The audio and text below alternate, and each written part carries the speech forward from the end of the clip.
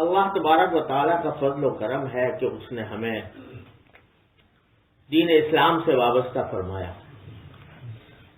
اور یہاں جتنے لوگ بیٹھے ہیں وہ جتنا اللہ تعالیٰ کا شکر ادا کریں کم ہے کہ ایک تو اللہ نے ایمان کی دولت عطا فرمائی، جس سے بڑی اس کائنات میں کوئی اور دولت نہیں۔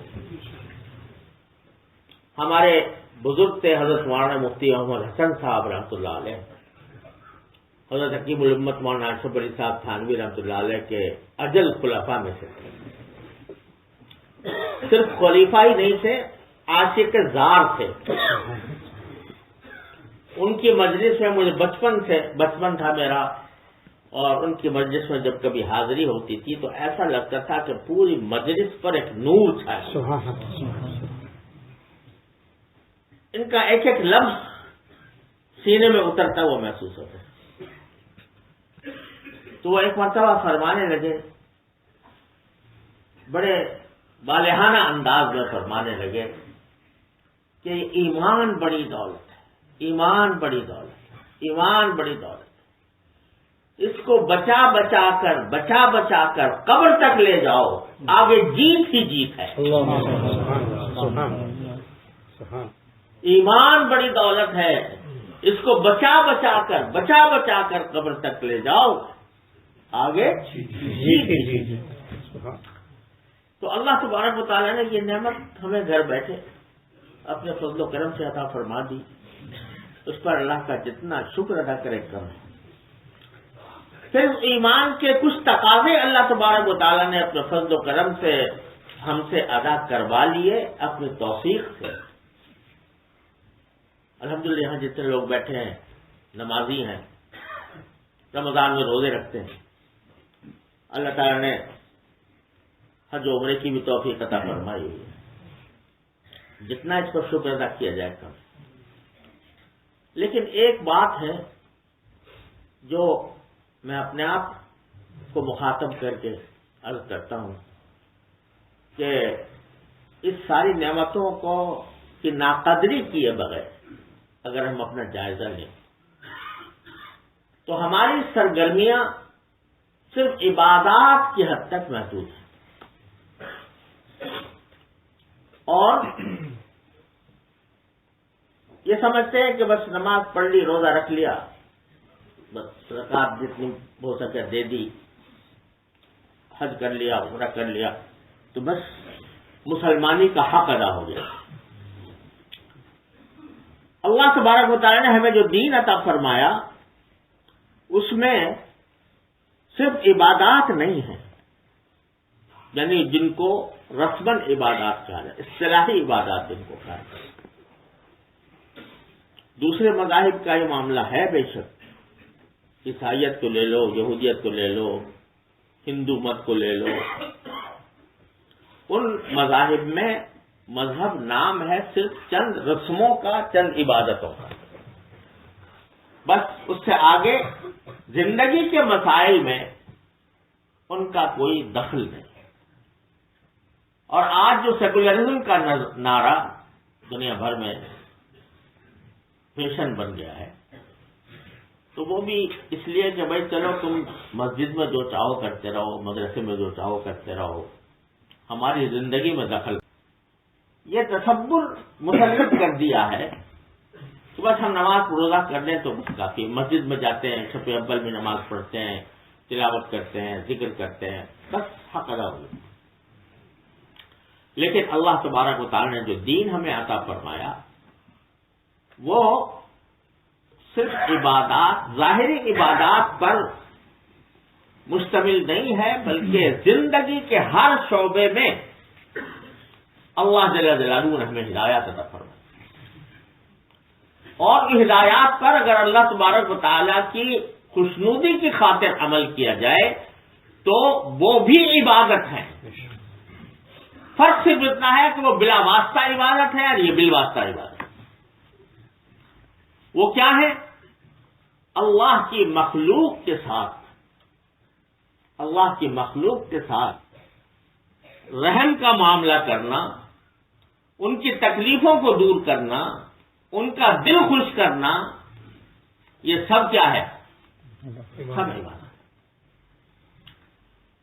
ہم آج کل سب لوگ مجھ سے کہتے ہیں بھائی حدیث کی اجازت دو، تو ہم کسی زمانے میں حضرت سفیان بن عیینہ رحمۃ اللہ علیہ کے وقت سے لے کر آج تک محدثین کا یہ طریقہ رہا ہے کہ جب کوئی شاگرد ان سے حدیث پڑھنے جاتا تو سب سے پہلے جو حدیث وہ سناتے تھے اس کو حدیث مسلسل بالاولیہ کہا جاتا۔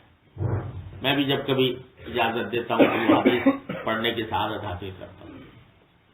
وہ حدیث کیا ہے؟ وہ حدیث یعنی جس کو محدثین نے، بڑے بڑے اکابر نے، بڑے بڑے بزرگان دین نے حدیث پڑھانے کے لیے سب سے پہلے جس حدیث کا انتخاب کیا وہ کیا ہے؟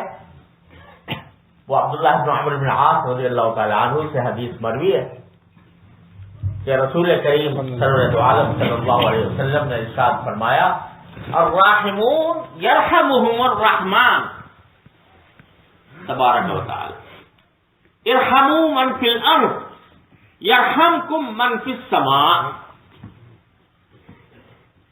کیا فرمایا؟ الراحمون، رحم کرنے والے جو بھی ہیں دنیا میں، یرحمہ الرحمن، ان پر رحمان رحم کر۔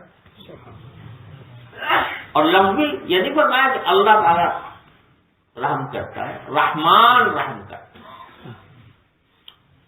اب جو رحمان جس کی رحمت عام بھی ہے تام بھی ہے، وہ اگر رحمت کرے گا تو دنیا اور آخرت انسان کی سب سنبھل جائے گی۔ کن کی؟ الراحمون، جو دوسروں پر رحم کرتے۔ اور پھر فرمایا کہ ارحموا من فی الارض، زمین میں جتنے بھی لوگ ہیں ان سب پر رحم کرو۔ تو یرحمکم من فی السماء، آسمان والا تم پر رحم کرے، زمین والوں پر تم رحم کرو، آسمان والا تم پر رحم کرے۔ اور یہاں دیکھو کیسی عمومی بات فرمائی گئی ہے، زمین والوں پر رحم کرو، اس میں مسلمانوں کی تخصیص نہیں، مسلمان کی تخصیص نہیں، غیر مسلم بھی ہو تو اس پر بھی رحم کا حکم۔ رحم کے عنوان مختلف ہوتے ہیں، کسی پر کسی طرح رحم کیا جاتا ہے، کسی پر کسی طرح رحم کیا جاتا ہے۔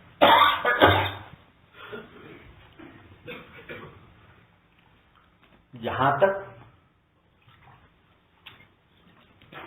انسانی حقوق کا تعلق ہے اس میں مسلمان غیر مسلم برابر۔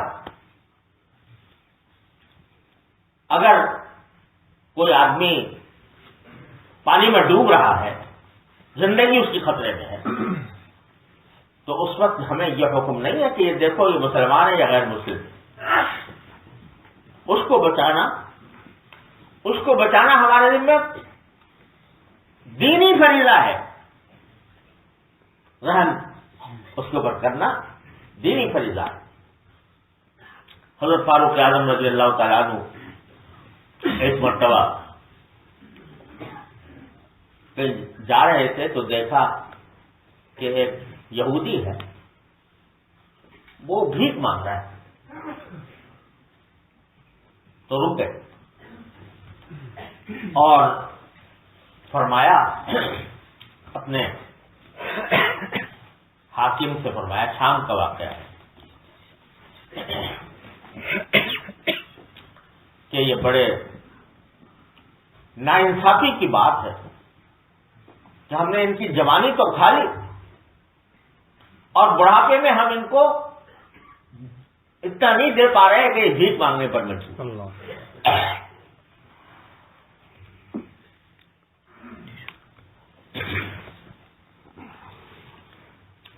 لہذا رحم اور ترس کھانا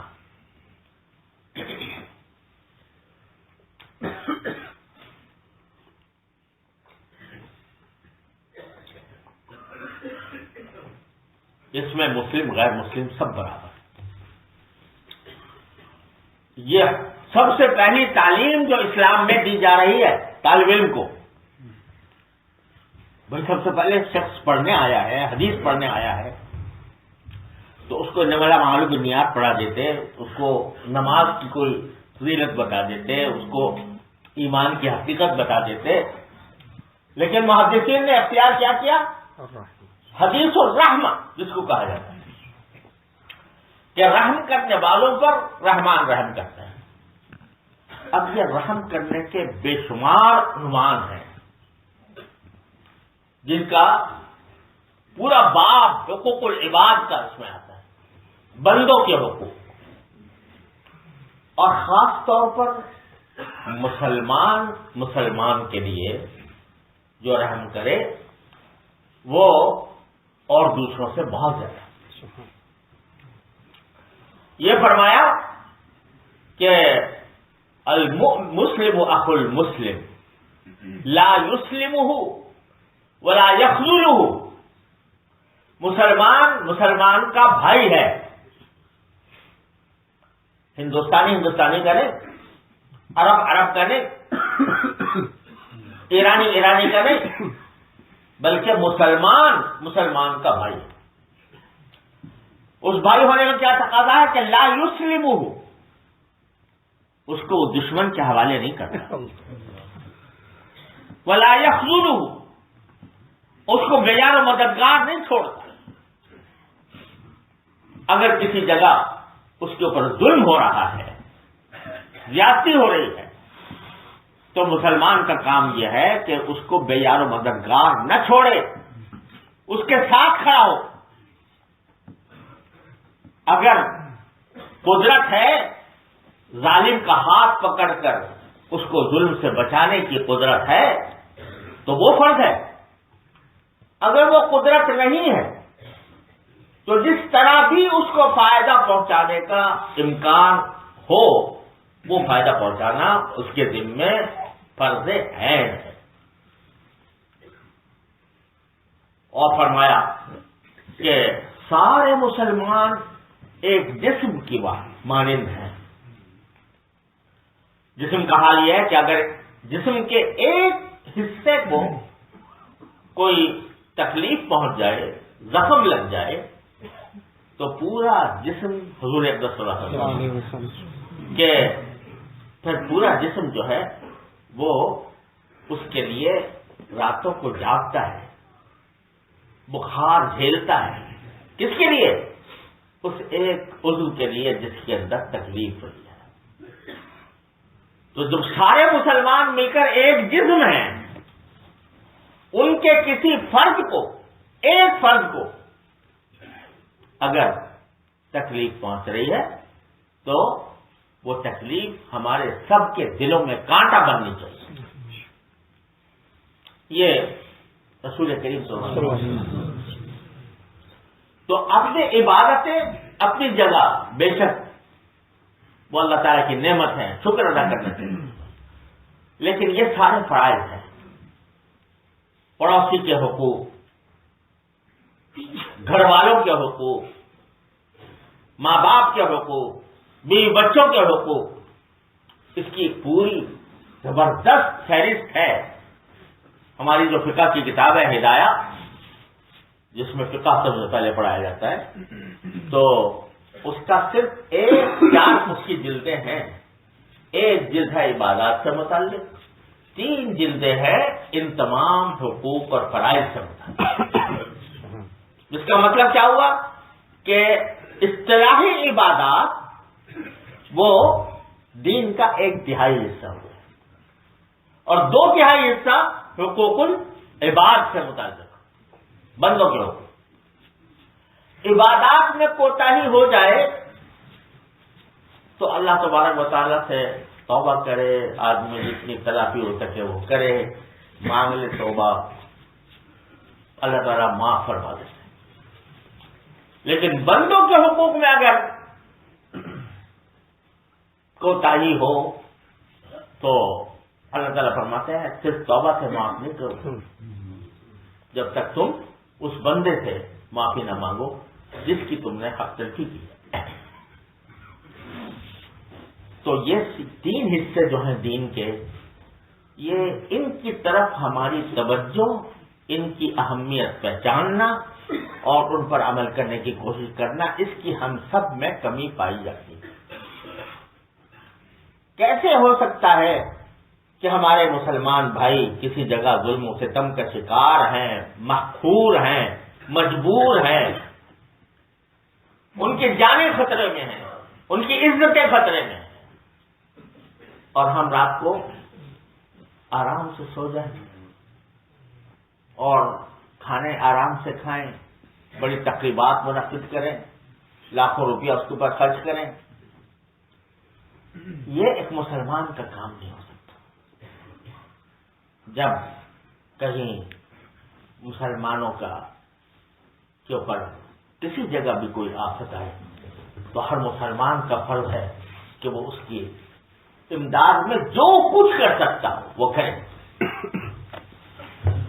اب اس وقت عالم اسلام کے اندر مجھے بتانے کی حاجت نہیں، آپ سب لوگ جانتے ہیں، مولانا نے اور زیادہ تفصیل بیان فرمائی مولانا محمد صاحب نے، کیا کیا ظلم ہو رہا ہے، کس کس جگہ ہو رہا ہے، اور مسلمان کو ایک لقمہ تر سمجھا ہوا ہے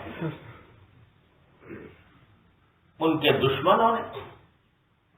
برما کیا، فلسطین کیا، کشمیر کیا، شام کیا، عراق کیا، ہر جگہ مسلمان مظلوم و مقبول ہیں۔ اور بڑی افسوسناک بات یہ ہے کہ جن لوگوں کو ان کی مدد کے لیے کھڑا ہونا چاہیے تھا، جن کے پاس دولتیں ہیں، جن کے پاس خزانے ہیں، وہ نہ صرف یہ کہ ان کی مدد کرنے سے قاصر ہیں بلکہ ان کے خلاف کام کرتے ہیں، ان کے خلاف کام کیا جا رہا ہے۔ فلسطین میں جو کچھ مسلمانوں کے ساتھ ہوا آپ سب لوگ جانتے ہیں، اور جو آج بھی ہو رہا ہے، مسجد اقصی ہمارا تیسرا قبلہ، اس کے مینارے صلاح الدین ایوبی کو تلاش کر، لیکن وہاں پر محاصرہ ہے یہودیوں کا، اور مسلمان کو نماز پڑھنا بھی آسان نہیں ہوا، لیکن ہمارے ہی بھائی بند ہیں، بعض ہمارے ہی بھائی بند ہیں جو بجائے اس کے کہ ان مظلوموں کا ساتھ دیتے وہ ظالموں کا ساتھ دینے کے لیے بتائے اللہ کا قہر نہ آئے تو کیا ہوگا۔ تو ہم لوگ جو کچھ بھی کر رہے ہیں، لیکن ایک مسلمان ہونے کے ناطے ہمارے کیسے ہمیں چین آ رہا ہے، کیسے ہم چین کی نیند سو رہے ہیں، کیسے ہم لذتوں کے ساتھ کھانے کھا رہے ہیں، جبکہ ہمارے بھائی بہنیں، ایک قصہ نہیں ہے، سینکڑوں واقعات ہمارے علم میں ہیں کہ کس طرح مسلمانوں کو لقمہ تر بنایا جا رہا ہے، ہماری بہنیں ان کی عزتیں تار تار کی جا رہی ہیں۔ یہ ایک جملہ جو مولانا نے سنایا کہ اس خاتون نے جو کہا کہ آپ اس کی قلب کا اندازہ کریں، اس جملے میں جو قلب پوشیدہ ہے اس کا اندازہ کریں کہ ہمارے لیے راتیں بہت مشکل ہوتی۔ کبھی ایسا ہوتا تھا کہ ایک کشتی جا رہی ہے مسلمانوں کی اور اس کو لوٹ لیا گیا، سندھ کے اندر راجہ طاہر نے لوٹ لیا۔ ایک آواز اٹھی ایک خاتون کی کہ حجاج تو کہاں ہے؟ حجاج جو ظالم مشہور تھا، اس کو آواز دے دی ایک عورت نے، تو محمد بن قاسم کا لشکر بنا کر وہاں پر پڑتا ہے کہ آج ہم اس کے خاطر کی وجہ سے مسلمان بیٹھے. ایک عورت کیا، کتنی خواتین چیخ رہی ہیں، کتنے بچے پکار رہے ہیں، لیکن ہم اپنے عیش و آرام کے اندر مگن ہیں. تو ایسے موقع پر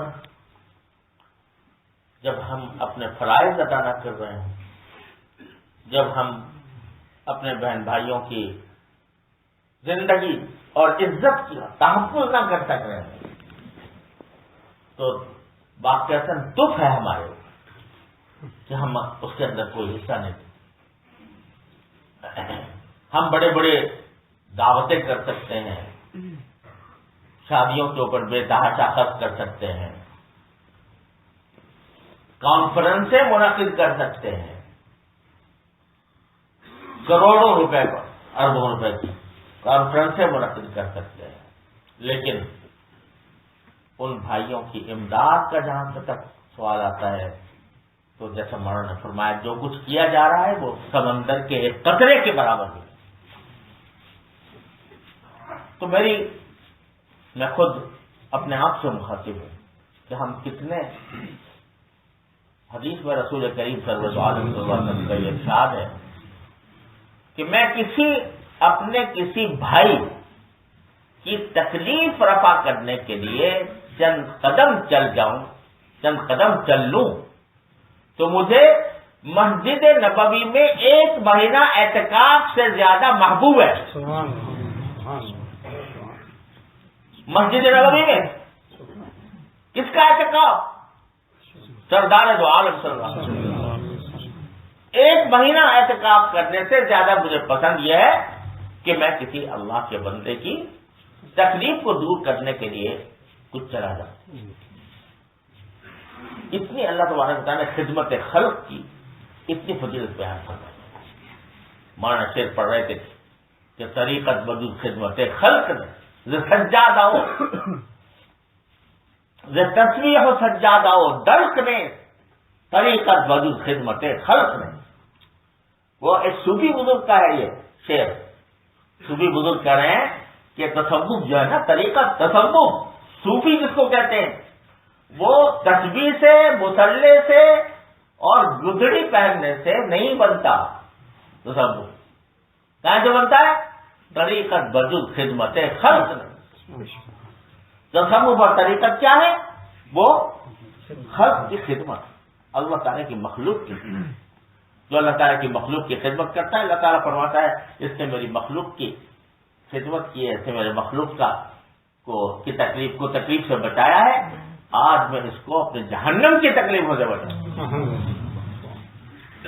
یہ جذبہ ہمارے اندر ہونا چاہیے کہ کسی طرح ہم اپنے مالوں کو، اپنی جائیداد کو، اپنے آمدنی کو حسب ضرورت استعمال کرنے سے شریعت منع نہیں کرتی. لیکن اس قسم کے جب مواقع آ جائیں تو پھر اصل حکم یہ ہے کہ سلون کا ماذا ينفقون قل العفو. لوگ پوچھتے کیا خرچ کریں، تو فرمایا جو کچھ تمہارا ضروریات سے بچے وہ سارا خرچ کرو. اس کا یہ موقع نہیں ہوگا تو اور کون سا ہے؟ جب ہمارے مسلمان جگہ جگہ مصیبتوں کا شکار ہے، اور چونکہ ہم ان فرائض سے غافل ہیں، اگر دیکھا جائے تو غافل دے رہے الحمدللہ کے بندے دینے والے دیتے ہیں، لیکن جس طرح دینا چاہیے اور جس طرح اس میں حصہ لینا چاہیے اس طریقے سے ہم نہیں کر رہے، تو اس کا نتیجہ یہ ہے کہ ہم پٹ رہے ہیں ہر جگہ، اور جو ہمارے بس کا کام ہے وہ نہیں کرتے. میں کل ہی عرض کر رہا تھا کہ جو ہے یہ جتنے بھی عالمی واقعات پیدا کھڑے ہوتے ہیں تو ساری دنیا میں والوں کو، خاص طور سے جمہوری حکومتوں میں یہ حاصل ہے کہ اس پر احتجاج کریں، وہ اس کے اوپر اپنی آواز اٹھائیں، اس کے بارے میں آدمی تحریکیں چلائیں، اس کا بالآخر نتیجہ یہ ہوتا ہے کہ رائے عامہ کو ہموار کیا جاتا ہے۔ اب ہندوستان میں جو کچھ ہو رہا ہے،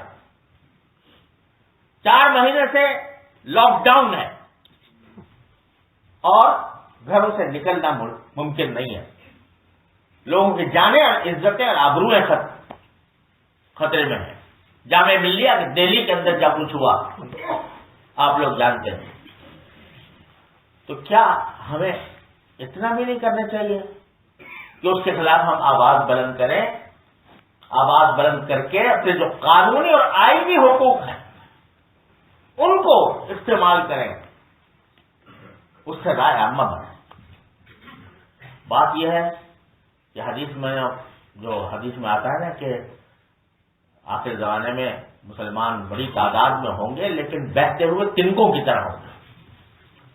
اس میں جو ایک وجہ بیان فرمائی، وہ بیان یہ فرمائی کہ موت کا خوف، اور یہاں صرف موت کا خوف نہیں ہے، اس بات کا خوف ہے کہ کوئی ہم سے ناراض نہ ہو جائے، اس بات کا خوف ہے کہ حکومت ہم سے ناراض نہ ہو جائے، جمہوری حکومتوں، جمہوری ملکوں، اس بات کا خوف۔ اگر یہ خوف طاری رہے گا تو پھر غصہ ان کا غصہ اس سے پانی میں بہتے ہوئے تنکوں کی طرح ہماری حیثیت رہے گی۔ کم از کم اپنے آئینی حقوق تو استعمال کریں اور ان کو استعمال کرتے ہوئے رائے عامہ کو مسلمانوں کے حق میں ہموار کرنے کی کوشش کریں، اور جتنا مالی امداد ہم کر سکتے ہیں اس میں تو کمی نہ کریں۔ اللہ تعالیٰ نے اپنے فضل و کرم سے میں نے خود ان کا جائزہ لیا تو ماشاءاللہ ان کا انتظام جو ہے بڑا قابل اعتماد نظر آیا۔ اللہ تعالیٰ ان کو اور ترقی دے۔ یہ ایک نعمت ہے کہ ایک راستہ موجود ہے مسلمانوں کے لیے، اپنے مسلمان بھائیوں کا تعاون کرنے کا ایک راستہ موجود ہے، قابل اعتماد راستہ موجود ہے۔ تو ہمیں چاہیے کہ زیادہ سے زیادہ اپنی خوش قسمتی سمجھ کر، احسان نہیں، اپنی خوش قسمتی سمجھ کر، ہم اپنا فریضہ سمجھ کر اس میں زیادہ دیں، اور اگر ہم نے اپنے فرائض باقی ادا کر لیے جو شرعاً ہم پر عائد ہوتے ہیں، آئینی طریقے سے بھی اور مالی اعتبار سے بھی، اور سب سے بڑھ کر تڑپ کر ان کے لیے دعا کرنے کے ذریعے، تو انشاءاللہ یہ کیفیت رہے گی نہیں، یہ ہمیشہ نہیں رہے گی۔ وقت آتے ہیں، مصائب پیش آتے ہیں، تاریخ ہماری بھری ہوئی ہے۔ جب فتنہ تاتار پیش آیا تھا تو وہاں پر واقعتاً ایک خوف طاری ہو چکا تھا مسلمانوں کو، اور کوئی کام کرنا مشکل ہو گیا تھا، لیکن دیکھو اللہ تعالیٰ کی قدرت کہ انہی تاتاریوں کی اولاد کو اسلام کا محافظ بنا۔ اقبال کہتا ہے عیاں فتنہ تاتار کے افسانے سے، پاسباں مل گئے کعبے کو صنم خانے سے۔ یعنی وہ جو چنگیز خان تھا اس کا پوتا مسلمان ہوا، اور یہ ساری جو مغل سلطنتیں ہیں وہ سب اسی کی اولاد اللہ تعالیٰ نے بنا۔ تو مشکل وقت آتے ہیں اقوام کے اوپر، اسلام مسلمانوں پر بھی آئے۔ آج پھر ایک مشکل وقت ہے، لیکن اس مشکل وقت میں اللہ تعالیٰ ہمیں اپنے فرائض سمجھا کر ادا کرنے کی توفیق عطا فرما دے۔ یہ بادل چھٹ جائیں گے انشاءاللہ تعالیٰ، ضرور چھٹیں گے ہمیشہ، یہ رہنے والا نہیں ہے۔ ظلمتوں کا جو بول بالا ہے، کوئی سورج نکلنے والا ہے، کوئی سورج نکلنے والا ہے، ہوگا انشاءاللہ ضرور، بشرطے کہ ہم اپنے فرائض صحیح طریقے سے ادا کرنے کے قابل ہو جائیں۔ مسلمان کو بشارت دی ہے قرآن، انتم الاعلون ان کنتم مؤمنین۔ اگر اعلون مقام میں ہم داخل نہیں ہیں تو مطلب یہ کنتم مومنین میں پوری طرح داخل نہیں ہوئے.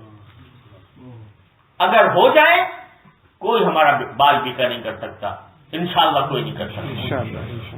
یہ دن ختم ہو جائیں گے، لیکن آفرین ہے ان لوگوں پر، مبارکباد ہے ان لوگوں کو کہ جن کے جد و جہد سے اور جن کی قربانیوں سے اور جن کے اعمال سے وہ صبح طلوع ہو گئے. ہمیں خوشی ہے کہ ہم ہیں چراغ آخر شب. ہمیں خوشی ہے کہ ہم ہیں چراغ آخر شب، ہمارے بعد اندھیرا نہیں اجالا ہے. اگر ہم صحیح معنی میں اپنے فرائض بجا لائے تو ہمارے بعد اندھیرا نہیں اجالا. ٹھیک ہے، ہم نے تاریک رات دیکھی ہے، لیکن اگر ہم چراغ بن جائیں اس رات کے اندر، چراغ آخر شب، پر ہمارے بعد اندھیرا نہیں اجالا. اللہ تعالیٰ اپنی رحمت سے ہمیں اپنے فرائض بجا لانے کی توفیق عطا فرمائے. اللہ تعالیٰ ہمیں اپنے دین کی نصرت کی توفیق عطا فرمائے. اور آخر میں ایک بات اور بھی عرض کرنی ہے، وہ یہ، اس کا تعلق اس سے نہیں ہے لیکن فی الجملہ ہے. وہ یہ کہ یہاں اس ملک میں اور خاص طور سے یورپ کے دوسرے ممالک میں بھی قادیانیت بہت تیزی سے اپنے قدم جما رہی ہے اور اس کے اثر و رسوخ بہت آگے تک بڑھ. لیکن اس کے تدارک کے لیے ہماری سرگرمیاں یا ہمارا کوئی کام بہت نہ ہونے کے بعد اس کی اہمیت بھی دلوں میں نہیں ہے. یہ سرکار دو عالم صلی اللہ علیہ وسلم کے ختم نبوت کا جو جذبہ ایک مسلمان کے اندر ہونا چاہیے، اس میں بہت کمی نظر آتی اور خوف کی فضا محسوس ہوتی ہے کہ اگر ہم اس لائن پہ کوئی کام کریں گے تو پتہ نہیں ہمارے ساتھ کیا ہوگا. کچھ بھی نہیں ہوگا. اللہ کے لیے کرو، اللہ تبارک و تعالیٰ کی خوشنودی کے لیے کرو، اللہ تعالیٰ کی رضا جوئی کے لیے کرو. کوئی تمہارا نہیں بگاڑ سکتا. تمہیں حق ہے، پورا حق ہے کہ اپنے دین کو اپنے بچوں کو سمجھاؤ، اپنے نئی نسلوں کو سمجھاؤ. دین کے جو تقاضے ہیں ان پر خود بھی عمل کرو اور اپنے بچوں کو بھی. یہ آپ کا پورا حق ہے اور جمہوری حق. اس کے بارے میں آپ خوف کو دل سے نکال دیں. اللہ تعالیٰ کے فضل و کرم سے اب کچھ کام شروع ہوا ہے یہاں، تو اس کام کو تقویت دینے اور اس کی مدد کرنے کی ضرورت ہے. اللہ تبارک و تعالیٰ یہاں پر پچھلے 1-2 سال سے طاہر قریشی صاحب بیٹھے ہیں. انہوں نے یہاں پر جو مشکلات تھیں، قانونی مشکلات تھیں، آئینی مشکلات تھیں، ان کو دن رات لگ کر ان کو ہٹایا، دور کیا. اب الحمدللہ فضا بڑی حد تک صاف ہے، لیکن محنت کرنے کی ضرورت ہے. تو اس سلسلے میں علماء کرام سے درخواست کرتا ہوں کہ اس ختم نبوت جو ہے ہمارے ایمان کا ایک لازمی حصہ ہے. اس کے اوپر کوئی ڈاکہ ڈالنے کی کوشش کرے یا اس کے اوپر ہمیں ڈرائے دھمکائیں تو یہ ایک مسلمان کی حیثیت سے ہمیں گوارا نہیں ہونا چاہیے. جو لوگ اس کام کے لیے کھڑے ہوئے ہیں ان کے ساتھ پورا تعاون کیا جائے. علماء کرام اپنے مساجد میں، اپنے درسگاہوں میں اس کے اوپر لوگوں کو متنبع کرنے اور باخبر کرنے کا اہتمام کریں. اللہ تعالیٰ سب کا حامی اور ناصر ہو. وآخر دعوانا الحمدللہ. الحمد للہ رب العالمین والصلاة والسلام علی رسولہ الکریم وعلی آلہ واصحابہ اجمعین. یا ارحم الراحمین اپنے فضل و کرم و رحمت میں ہمارے تمام گناہوں کو معاف فرما. یا اللہ ہمارے اعمال و اخلاق کی اصلاح فرما. یا اللہ ہمیں سیدھے راستے پر چلنے کی توفیق فرما. یا اللہ اپنی رحمت سے ہمیں اپنی دین کی صحیح سمجھ عطا فرما. اے اللہ اس پر عمل کی توفیق عطا فرما. یا اللہ یا رحمان یا رحیم یا کریم جہاں جہاں مسلمان کفار کے ظلم و ستم کا شکار ہیں اے اللہ اپنی رحمت سے ان کی امداد و نصرت فرما. یا اللہ غیب سے ان کی امداد و نصرت فرما. یا اللہ ان کے حقوق ہمیں ادا کرنے کی توفیق عطا فرما. یا اللہ ان کے حقوق ادا کرنے کی توفیق عطا فرما. اے اللہ ہر طرح کے شر سے فتنے سے اور مصائب سے آلام سے اللہ ہماری امت کی حفاظت فرما. یا اللہ جو اس راستے کے اندر کام کر رہے ہیں ان کو اخلاص عطا فرما. اخلاص کے ساتھ خدمت کی توفیق عطا فرما اور ان کی خدمات کو اپنے فضل و کرم سے قبول فرما. اللہم لا تدع لنا ذنبا الا غفرته ولا هما الا فرجته ولا دينا الا قضيته ولا حاجة من حوائج الدنيا والآخرة الا قضيتها ويسرتها يا ارحم الراحمين. وصلى الله تعالى على خير خلقه سيدنا مولانا محمد وعلى آله واصحابه اجمعين آمين برحمتك يا